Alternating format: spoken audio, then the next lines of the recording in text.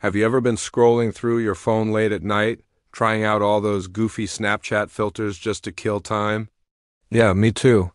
It's all fun and games until your phone sees something you don't. The story still gives me chills, and I'm not sure I'll ever look at those cute puppy filters the same way again. It was about 2 a.m., one of those nights where sleep just wasn't happening. I was home alone, or at least I thought I was. The house was completely silent except for the faint hum of the refrigerator. I opened Snapchat, just messing around, flipping through the filters. You know, the flower crowns, the big goofy glasses, the one that makes your voice high-pitched. I was just swiping and laughing to myself. Then I landed on one of those filters that detects faces. It puts a little mask or a funny hat on whoever is in the frame. I had it on selfie mode, and of course it popped right onto my face. A little cartoonish pirate hat and an eye patch. Cute, I chuckled. Took a silly picture and was about to swipe to the next one. But then something weird happened. As I moved my phone slightly to the left, a second pirate hat and eye patch appeared on the screen. It was just floating there, in the empty space right next to my head. My heart immediately started pounding. I froze. My first thought was, it's a glitch. The app is just bugging out. I mean, that happens all the time, right? So I waved my phone around a little, trying to shake it off, but the second filter stayed put. It was hovering just over my shoulder, as if it had detected another face right there beside me. I slowly turned my head to look. Nothing, just the dim hallway and the closed door of my bedroom behind me. I turned back to my phone, my hand starting to tremble a little. The filter was still there, perfectly placed on an invisible head. I swallowed hard, my mouth suddenly dry. Okay, this is officially creepy. I tried to reason with myself. Maybe it's the lighting, maybe a shadow on the wall is confusing the camera's facial recognition software. I'm a pretty rational person. I don't believe in ghosts or paranormal stuff. There's always a logical explanation. So I decided to test it. I switched to a different face filter, the one with the dog ears and tongue. My face got the dog filter instantly. And a second later, a second set of dog ears popped up in the exact same spot next to me. It even had the little animated tongue that lolls out when you open your mouth. But this one was just ...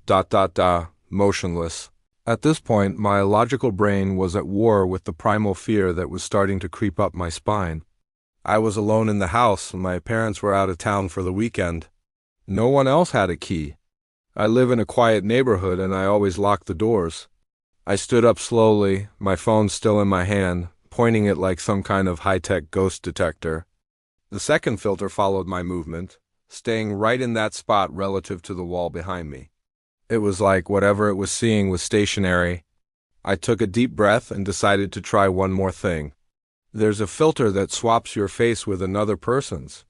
I thought if it's a glitch, this will definitely break it. I selected the face swap filter.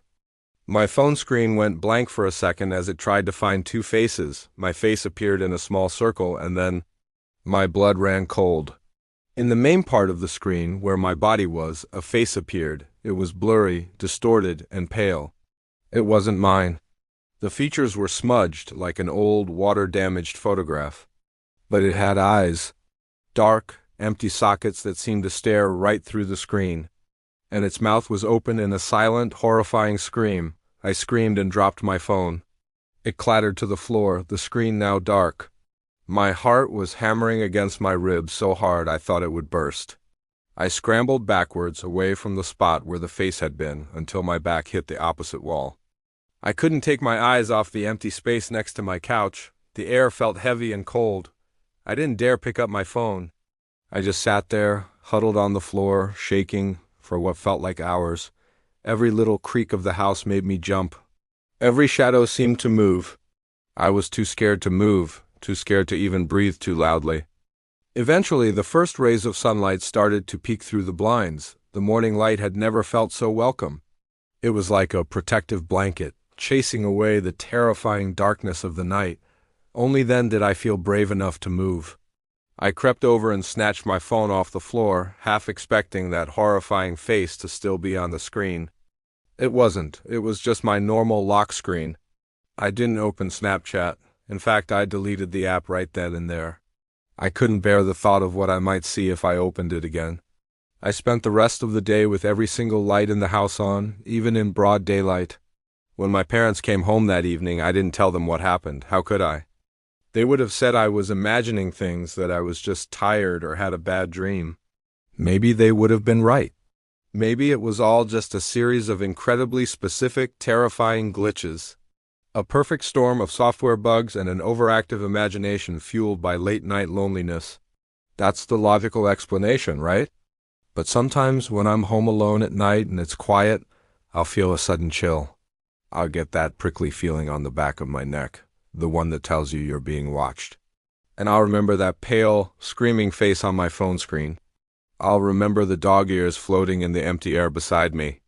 And I have to wonder, was it really just a glitch?